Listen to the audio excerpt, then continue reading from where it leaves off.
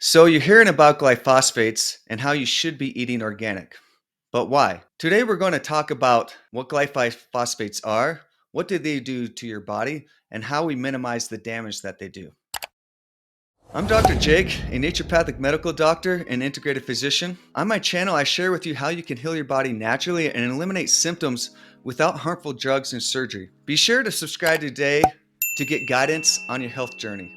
What are glyphosates? So glyphosate is a herbicide and pesticide that is used to help plants be able to grow without being destroyed by bugs or other pests like birds, etc. So they like to use this a lot on wheat, barley, oats, things like that. They use it a lot. They use it on all kinds of other things too, to keep these plants from growing robust and strong without being destroyed by bugs or animals or whatever.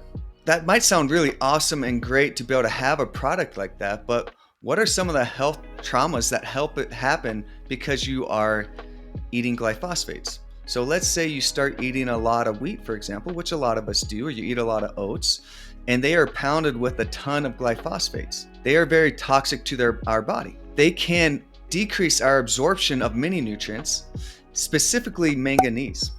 Manganese is a nutrient that we need in our bodies in small amounts, but many times our soils are being depleted of manganese because of glyphosates. So if we're eating a lot of glyphosates, it's going to damage our gut lining and decrease our manganese absorption, which then manganese is needed for our neurological function. So this can lead to Alzheimer's disease, Parkinson's disease, anxiety or depression can be related because of the deficiency of manganese. Also, what can happen is it messes with our bile homeostasis. Bile is needed for digesting fat and many other nutrients. So if you mess with the bile homeostasis, you might absorb too much magnesium. Let's say you're getting enough magnesium in your diet, but you're absorbing too much magnesium. This can then deposit in our brainstem, and this can lead to Parkinson's disease or even prions disease. So this is just related to manganese, but it could decrease absorption to all kinds of other nutrients because it damages the microscopic microvilli that we have in our guts. This is like a little brush border that we have in our gut to help the absorption of all kinds of things, amino acids, proteins, B vitamins, minerals, etc. All these things need to be absorbed because of that. So if you damage that villi, which does happen in celiac disease, but also happens because of Roundup, damage that microscopic villi, you're not going to absorb your nutrients very well. So you're going to be nutrient deficient all the time. Also, what can happen with glyphosates is it could damage our little bacteria that we have in our gut, the good bacteria that we have hanging out in there. And this is going to affect our nutrient absorption also. This is going to cause more inflammation. It's going to make us more prone to other diseases because we're not going to have that immunological function happening from there. Also, it's going to make us more prone to getting other bad bugs implanting themselves in our gut, like salmonella or clostridium. So these are all potential side effects that can happen when you're eating a lot of glyphosate. And I guarantee you're eating a lot of glyphosate if you're eating a lot of wheat and oats. So talking about how many people are toxic with glyphosates, majority of the population, especially here in the United States, but throughout the entire world, I was seeing reports that there were people, 30% were toxic from glyphosate. I think that's a very small number because majority of people are eating a lot of wheat. At least 95% of people are eating wheat every day and probably eating it in most meals. And there is a lot of glyphosate found in our wheat. So I think it's much higher than we really think of how many people are being toxically exposed to glyphosates. Also, a lot of people don't really know that they're spraying toxic glyphosates and glyphosate is Roundup. They spray this on their weeds, their dandelions. They're out there. I see a lot of my neighbors even spraying their Roundup barefoot, spraying it on their weeds.